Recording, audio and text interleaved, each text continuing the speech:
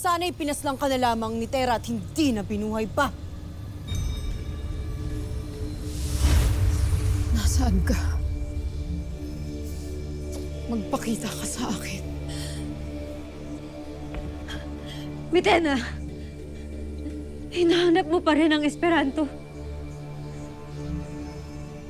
Kinakain ng Esperanto ang kabutihan sa mga puso natin. Mitena, tama na! Tutuparin mo na ba ang inihula ng lahat? Sinundan mo ba ako upang paslangin? Pagkatapos ng lahat ng mga kasamaan mo,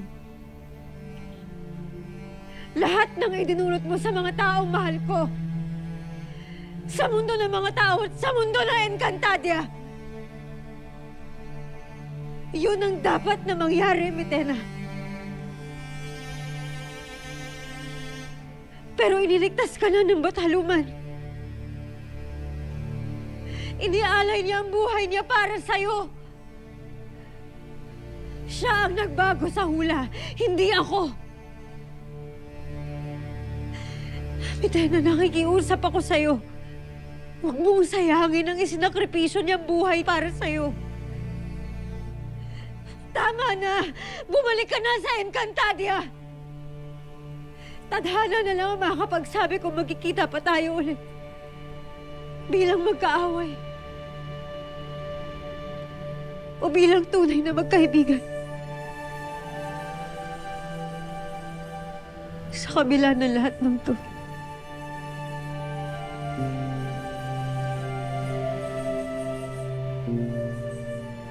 Ikaw pa rin si Sabina para sa akin.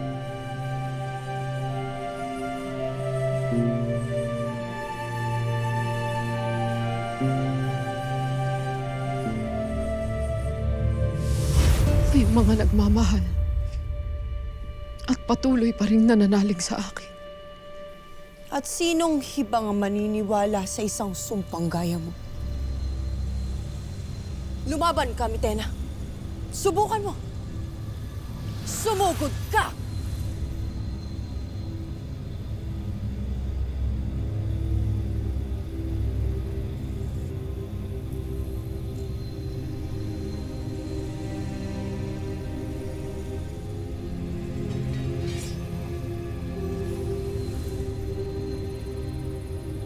Di kita maaaring labanan.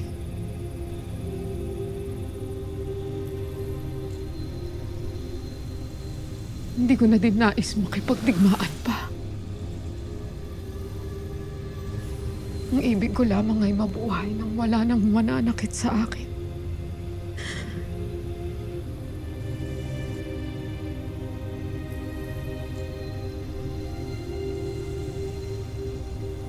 Sumusuko ka na? Tignan mo nga naman ang ikot ng tadhana. Ang dating mapanakit ngayon ay tila kaawa-awang pasneya. Ngunit hindi ako magpapadala sa iyong pagpapaaway! Mitena! Mitena, lumabas ka, wag kang duwag!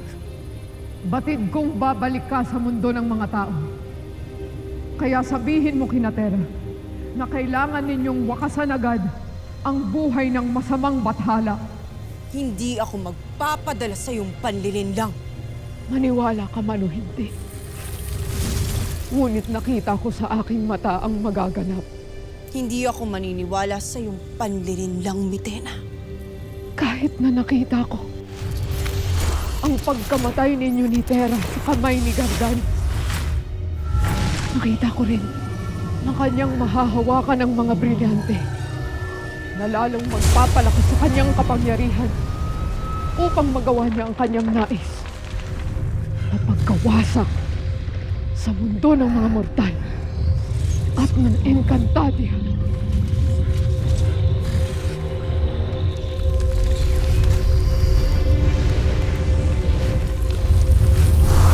At maging ng Devas.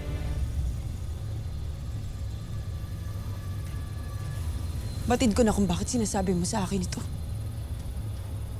Nais mo lamang pahinain ang aking loob. kabaliktaran ng aking hangad. Nais kong maghanda kayo ni Natera. Nang malaman niyo ang lahat ng magaganap na nakita ko sa aking mata nung mabago niyo pa ang inyong kapalaran at ang pagkawasak ng mga daigdig. Dahil kung hindi kayo magtatagumpay, si Gargan ang magwawakas sa ating lahat.